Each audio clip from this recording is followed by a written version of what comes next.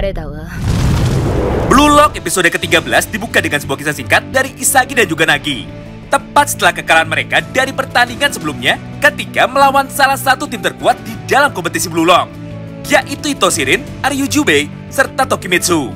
Akibatnya pada momen ini, seketika Isagi pun terlihat sangat frustasi dan menyalahkan dirinya sendiri. Karena di antara Isagi, Nagi, dan juga Bachira, hanya Isagi sendirilah satu-satunya pemain yang tidak berguna pada pertandingan sebelumnya. Semua hal itu bukanlah tanpa alasan. Karena sejauh ini gaya permainan dari Isagi terlalu mengandalkan kerjasama tim.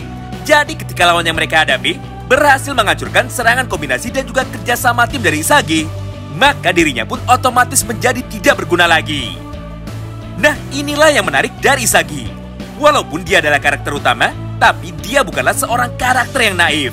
Bahkan setiap pertandingan selesai, dia pun langsung melakukan introspeksi mengenai hasil permainannya sendiri, tanpa sedikit pun berusaha untuk menyalahkan orang lain.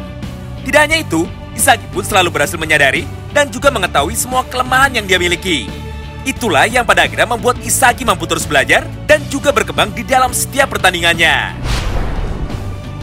Intinya di momen ini, Isagi dan juga Nagi akhirnya sadar bahwa mereka berdua sangat lemah dan juga perlu banyak latihan lagi untuk bisa meningkatkan kemampuan mereka. Karena di satu sisi, Isagi sangat hebat dalam urusan kerjasama tim, namun sangat lemah dalam hal skill individual, entah itu dari sisi teknik ataupun kekuatan. Akibatnya, Isagi pun selalu kesulitan dan juga kalah ketika harus berduel satu lawan satu dengan pemain lawan. Sedangkan di sisi lain, Nagi hebat dalam permainan individu dan selalu berhasil melewati lawan ketika berduel satu lawan satu. Namun sayangnya permainan dari Nagi kurang kreatif, alias dia tidak mampu menciptakan gaya permainannya sendiri dan hanya menunggu perintah atau instruksi dari orang lain saja. Atau sederhananya, tanpa Bachira yang selalu mendukung permainan sepak bola dengan gaya team play, Isagi adalah pemain yang sangat lemah. Begitu pula dengan Nagi, tanpa adanya Mikage Ryo yang selalu berpikir kreatif dan menjadi otak serangan sekaligus inti dari gaya permainan Nagi, dia pun tidak ada bedanya dengan Isagi alias masih sama-sama lemah.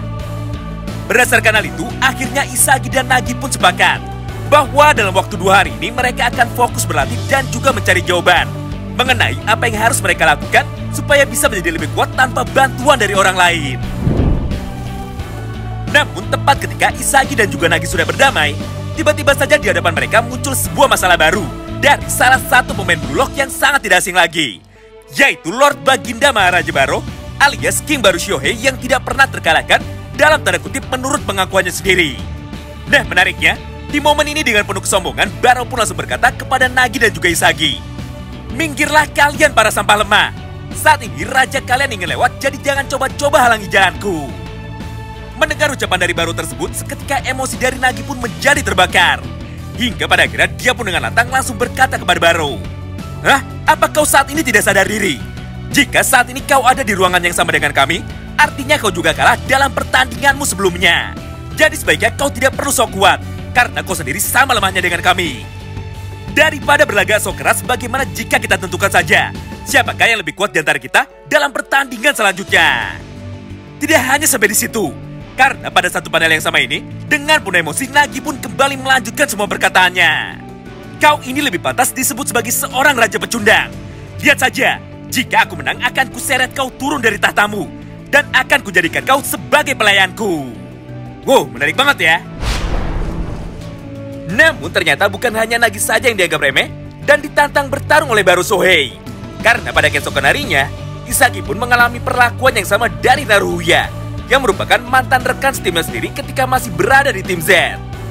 Singkat cerita, di momen ini Naruya pun berkata kepada Isagi bahwa mereka berdua saat ini sama-sama lemah dan hanya bergantung kepada para pemain jenius yang ada di sekitarnya.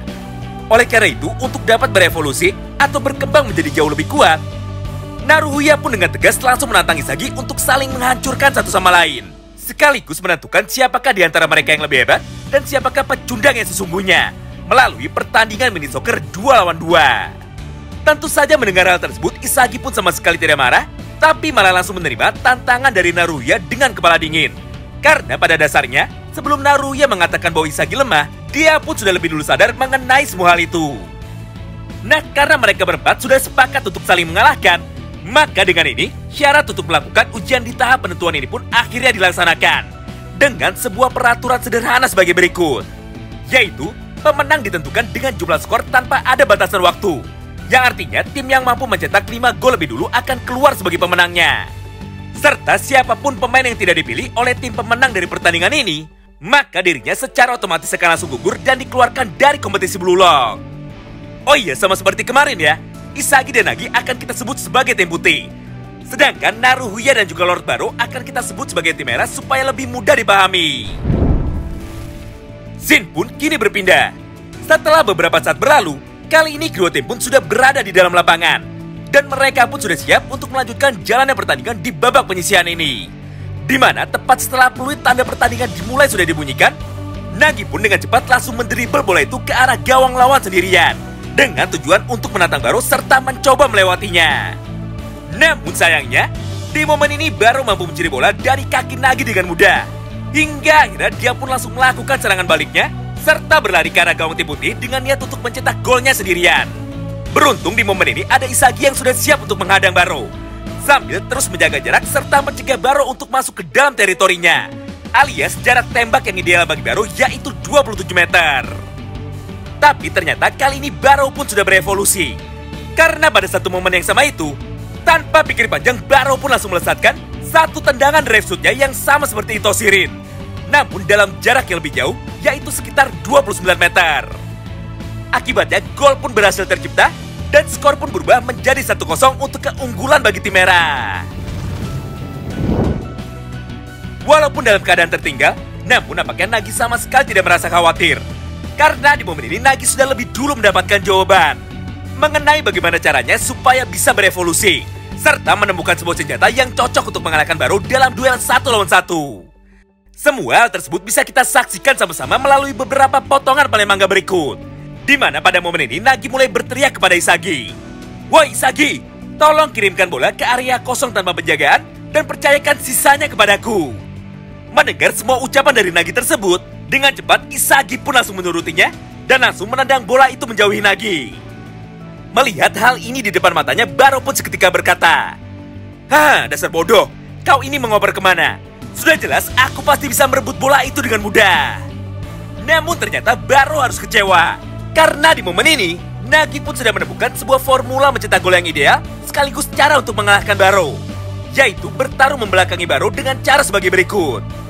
Pertama, Nagi meminta Isagi untuk memberikan umpan jauh kepadanya, supaya Nagi bisa berlari mengejar bola tersebut sambil diikuti oleh Baro dari belakang.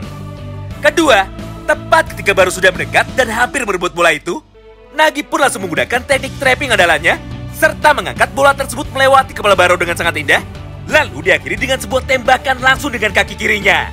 Hingga gol pun mampu tercipta, dan skor pun kembali berubah menjadi seimbang. Tidak hanya itu, pada satu panel yang sama ini, Nagi pun seketika langsung berkata kepada Isagi, "Isagi, kali ini kita pasti bisa menang, karena aku sudah mampu menaklukkan Raja Pecundang itu. Jadi untuk sementara waktu kau bisa serahkan semuanya kepadaku, dan fokuslah untuk menemukan jawabanmu, serta mengembangkan gaya permainan yang bisa kau pakai dalam duel 1 lawan 1. Dari sinilah duel maut antara Baro dan juga Nagi terus berlangsung selama beberapa saat, di mana setiap kali Nagi berhasil mencetak 1 gol dengan menggunakan teknik yang sama seperti sebelumnya, maka Baro pun langsung membalasnya dengan cara yang sama juga, yaitu dengan mengandalkan tendangan drive shoot-nya yang dia tembakkan dari jarak jauh ke arah gawang tim putih, sampai skor pun kini kembali berubah menjadi 4 sama. Yang artinya jika pada permainan selanjutnya Baro mampu mencetak 1 gol lagi, maka secara otomatis tim putih akan kalah, dan Isagi pun akan langsung gugur dari kompetisi Blue Lock ini. Karena sudah pasti ketika tim merah menang, maka Nagilah pemain yang akan dipilih oleh tim merah untuk bisa maju ke babak selanjutnya. Nah, di tengah ketegangan ini, akhirnya perlahan Isagi pun mampu menemukan senjata baru yang dapat dia gunakan untuk menghancurkan semua lawannya. Setelah dirinya melihat dan mempelajari pergerakan dari Naruhya yang berkali-kali berhasil menipunya dan mampu lepas dengan mudah dari penjagaannya. Simpelnya, untuk menjadi kuat, Isagi akan menelan dan meniru kemampuan spesial yang dimiliki oleh Naruhya, yaitu off-ball movement atau positioning alias pergerakan tanpa bola. Di mana pada momen ini, Isagi pun teringat dengan sebuah perkataan yang sama dari Itoshirin, bahwa Isagi terlalu fokus melihat arah datangnya bola, hingga dia pun jadi tidak memperhatikan pergerakan mata atau pandangan dari para lawannya. Menyadari hal itu, Isagi pun dengan cepat langsung menarik sebuah kesimpulan, Yaitu saat ini dia akan mulai memperhatikan pandangan dari lawan dan akan bergerak ke arah berlawanan ketika pandangan mata dari lawan tersebut mulai teralihkan. Supaya lebih mudah dipahami, mari kita langsung jelaskan saja praktiknya. Pertama, setelah Naruya dan juga Baru gagal mencetak golnya dalam 2 kesempatan yang telah mereka dapatkan berturut-turut, Nagi pun dengan cepat langsung mengambil bola liar yang terpental dan langsung berlari ke arah gawang tim putih bersama dengan Isagi, yang kebetulan pada saat itu sedang mendapatkan penjagaan dari Baru. Kedua, di momen inilah Isagi mulai memperhatikan pandangan dari mata Baru. Karena ketika seorang pemain sedang berada dalam posisi bertahan, maka ada 2 hal yang harus dia perhatikan. Pertama adalah pergerakan dari orang yang sedang dia jaga alias Isagi. Dan yang kedua adalah pergerakan dari pemain yang akan memberikan umpan alias Nagi. Atau dalam bahasa sepak bolanya disebut dengan double check. Nah, untuk mengeksploitasi dan memanfaatkan hal tersebut, Isagi pun menunggu sampai mata Baru mulai menoleh ke arah Nagi yang ada di belakangnya. Barulah di saat yang bersamaan, Isagi akan memanfaatkan titik buta dari pandangan Baru tersebut untuk melompat ke sisi kanan atau arah yang berlawanan. Di momen ini, Baru pun pasti secara refleks akan langsung berusaha mencari Isagi dan ikut menoleh ke arah berlawanan juga. Hingga di saat yang bersamaan, Isagi pun kembali melompat lagi ke posisinya sebelumnya untuk menipu Baru, serta langsung berlari dengan cepat melewati Baru yang tertinggal di belakang. Melihat Isagi yang pada akhirnya berhasil mengalahkan Baru dalam duel 1 lawan 1, Nagi pun tanpa pikir panjang langsung memberikan umpan jauhnya ke arah Isagi. Dan langsung disambut dengan 1 tendangan direct shoot-nya yang sangat akurat ke arah gawang tim merah. Hingga gol pun kembali tercipta. Dan skor pun seketika berubah menjadi 5-4 untuk keunggulan bagi tim putih. Wow, gila banget ya. Nah, tepat setelah peluit tanda berakhir pertandingan ini dibunyikan, kini tibalah waktu bagi tim putih sebagai pihak pemenang untuk menentukan siapakah pemain yang akan mereka rekrut dari tim merah sebelum melaju ke ronde selanjutnya. Apakah itu Lord Baginda Maharaja Baru alias si Raja Pecundang atau malah Naruya? Tentu saja kali ini Isagi tidak banyak berpikir lagi. Karena sejak awal sudah jelas bahwa jika dirinya bisa menang, maka barulah pemain yang akan direkrut oleh Isagi dan juga Nagi ke dalam timnya.